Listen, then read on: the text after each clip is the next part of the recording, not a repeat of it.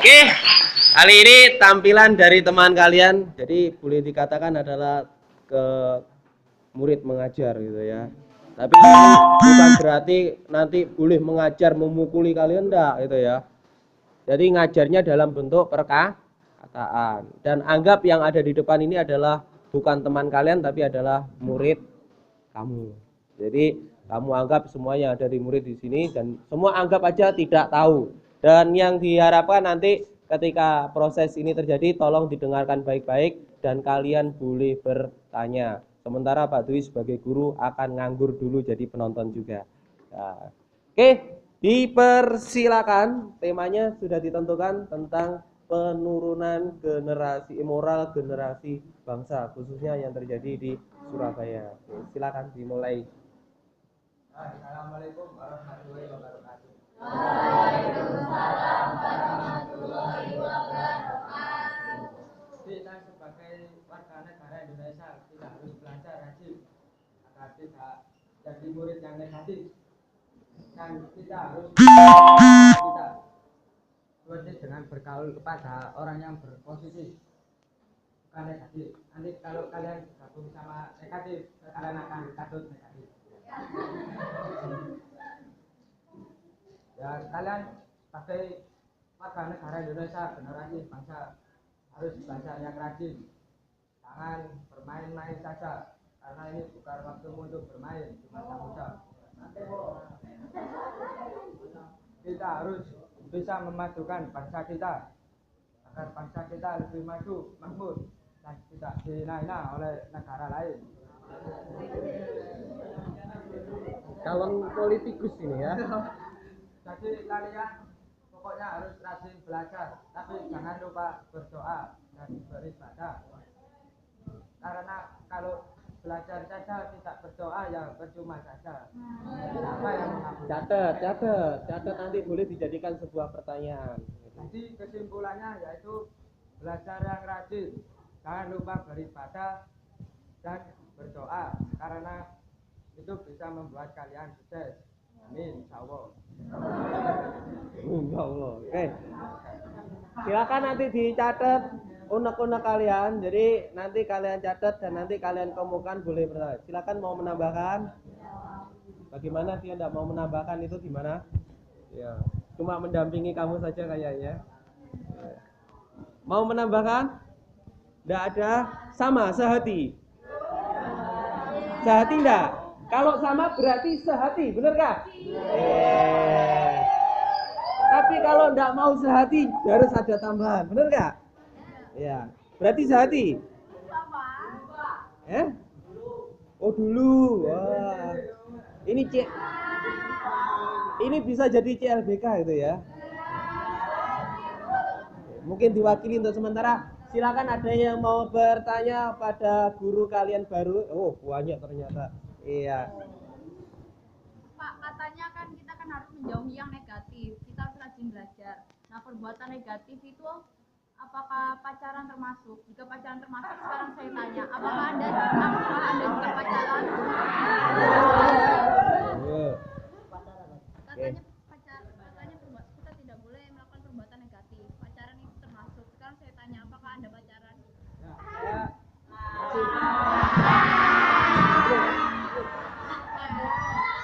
Jangan pacaran, cuma sekedar suka saja karena bisa menurunkan belajar kita. Ya, saya mengalaminya seperti itu. Saya dulu pernah pacaran. Jujur. Habis itu belajar saya tambah menurun. Saya sering SMS-an dengan pacar saya. Jujur ini. Jadi saya memutuskan ya. Akhirnya saya tidak pacaran lagi, cuma sekedar suka saja. Berarti itu korbannya berarti? Ya. Masya Allah. Oh, bukan ya. Nggak, dia memutuskan itu dulu pacarnya itu karena alasannya memang karena dia pernah merasa menjadi korban gitu loh. Sekarang masih pacaran? Ya. Kon aku kali itu.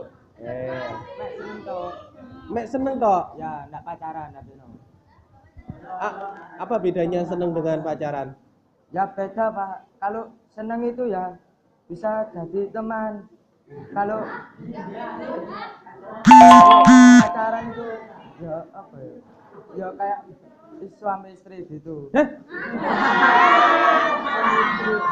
Pacaran kayak suami istri. Ini tanda tanya. Maksudnya bagaimana?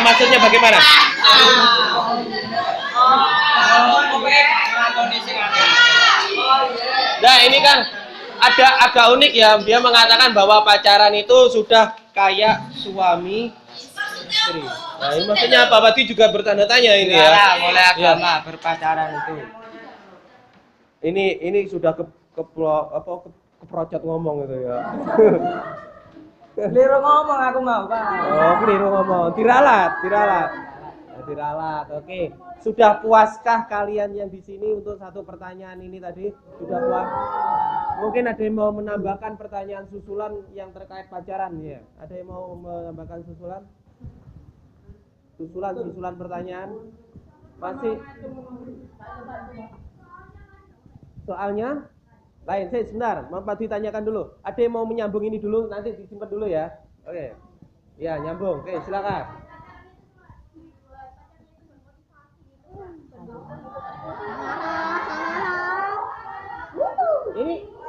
Ini ada yang...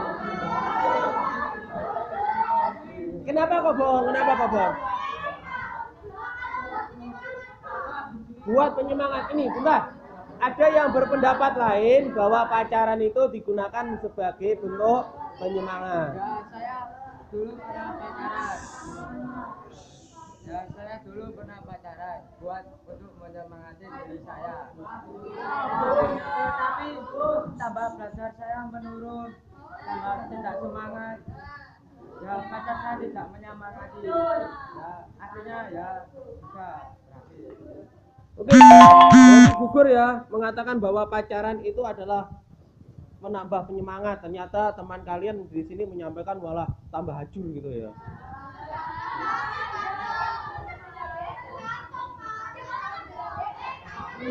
Tiap orang berbeda. Mungkin namanya Mbah ya. Kan di antara dari kita kan tahu kalau pacaran itu kan dosa, tapi kenapa kok ada kalau sudah tahu tapi kenapa kok dilakukan? Iya, oke. Sekarang pertanyaan tersebut karena ini ada sama sehati dengan yang di depan ya. Ya. Sehati dengan pertanyaan di depan. Sekarang mau Pak Dwi lempar ke yang kontra ya, mengatakan menambah semangat. Ada yang mengatakan bahwa pacaran itu sudah dosa, tapi sudah tahu bahwa kalau pacaran itu dosa bukan mukrinya dan macam-macam. Kenapa tetap dilakukan saja? Apakah jawabannya tetap sama, menambah motivasi gitu ya? Saya lemparkan ke dia. Silakan. Mana? Berpengalaman ya Pak. Ya, silakan. Berpengalaman Pak. Ternyata berpengalaman gitu ya. Berpengalaman, benar? Buat pengalaman Pak, bukan untuk pengalaman. Oh iya, terus gimana? Pak berarti kalau nggak boleh, kalau misalnya nggak boleh pacaran kalau TTM gimana Pak? Tidak boleh berpacaran, tapi bagaimana kalau TTM?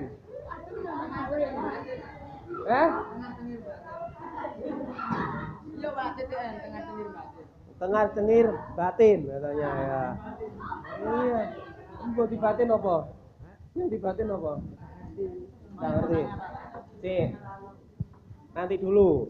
Pagi tutup tema tentang berpacaran. Intinya sepakat bahwa berpacaran itu menambah motivasi atau tidak? Ya. Ya tidak. Iya. Oh tidak. Iya. Sing benar. Oke. Nah, jangan bengok-bengok. Silakan angkat tangan yang setuju pacaran menambah motivasi.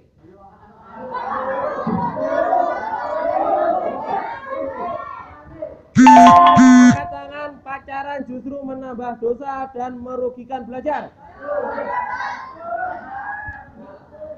Oh, ini. Oke, deal ya. Kita sepakat bahwa itu yang harus kita masukkan di dalam benak kita, bahwa pacaran sebelum menikah, ya, pacaran sebelum menikah itu dianggap sebagai justru perusak dan menambah apa? Dosa. Ya, oke. Pertanyaan yang kedua, silakan. Dampak negatif kan itu biasanya nggak dari lingkungan, bisa dari kerabat terdekat. Contohnya paman, om. Kayak biasanya anak remaja kan idenya dengan labil, terus omnya itu kayak jerumusin malah gak pakai narkoba, gak asik. Terus cara kita hindarinya gimana? Padahal itu kerabat kita sendiri. Ini kerabat. Cuma menyikapi saja.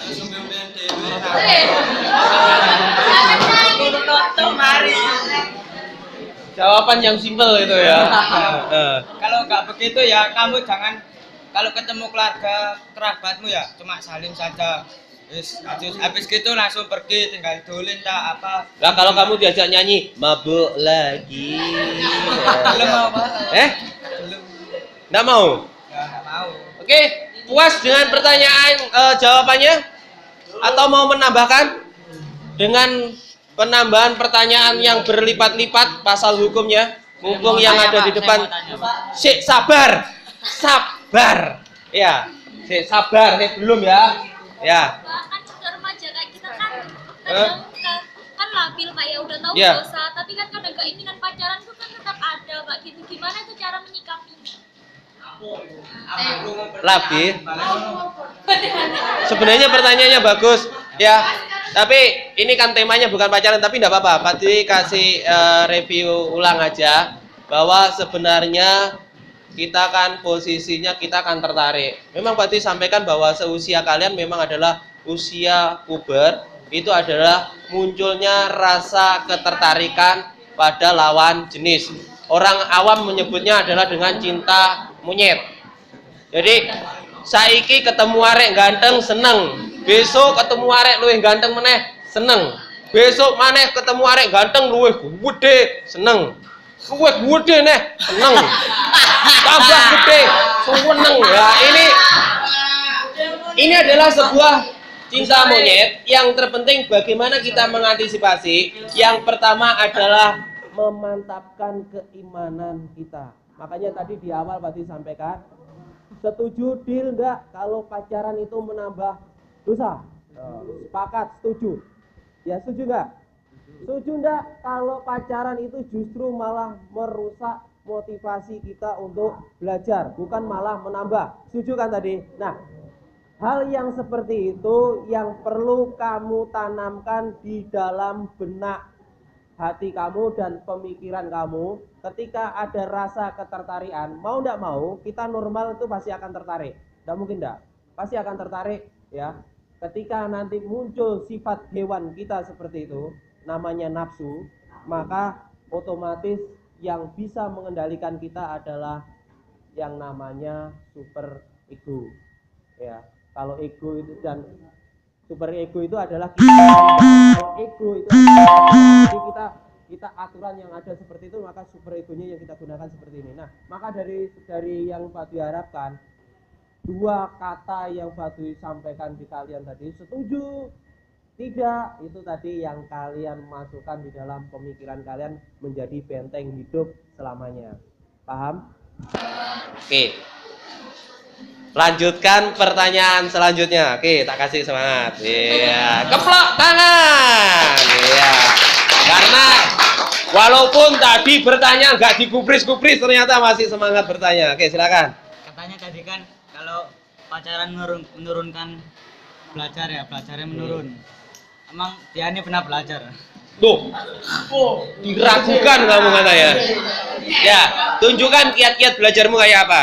Ya saya tuh belajar, kalau habis pulang les saya belajar malam. Keplok tangan. Iya. Aduh, nggak semua seperti itu soalnya. Kadang kalau malamnya agak belajar ya itu subuh ya, kalau kecapean gitu subuh bangun, terus jam 5 KP mandi belajar. KP itu mau. Ya mau mandi belajar. Terus 15 menit sudah ya mandi. itu bukunya dibawa ke kamar mandi juga? Ya enggak Pak. Oh enggak. Tapi kan kalau bukunya dibawa ke kamar mandi juga. Terus Ya begitu. begitu seterusnya. Ya. Sudah mendengar? Belum. Kuping apa cung sungu. Gak mendengar buanter kaya ngono. Oke, ada lagi pertanyaan terkait belajar? Oh, beda. Apa? Boleh. Sangat diperbolehkan. Oke, silakan. Misalnya kita ikut lingkungan negatif, Pak. Biasanya kan anak-anak nakal kan biasanya minuman alkohol itu, Pak. Kalau misalnya kita ditawarin, ayo kamu mau tak?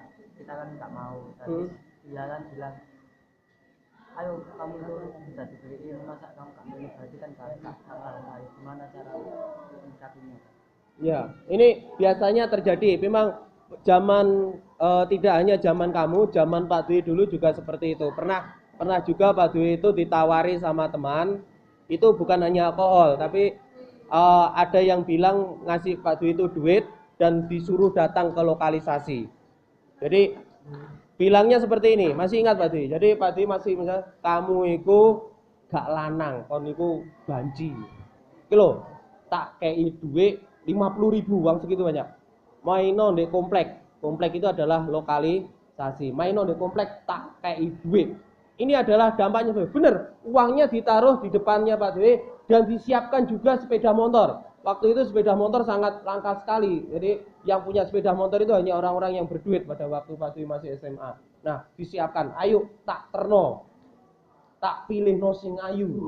Jawaban Pak Dwi waktu itu hanya gak. Bahno banci, gak ngurus. Baik, intinya seperti itu. Andai pun nanti Pak Dwi mau masuk ke ranah itu, pasti wassalam. Pak Dwi yang jelas hidungnya Pak Dwi nanti akan belang gitu ya. Apa namanya? Laki-laki hidung belang. Alhamdulillah ternyata tidak terjadi. Oke, bagaimana pendapatmu kalau ada temanmu ini kasusnya tentang mabuk-mabukan, ditawari seperti itu?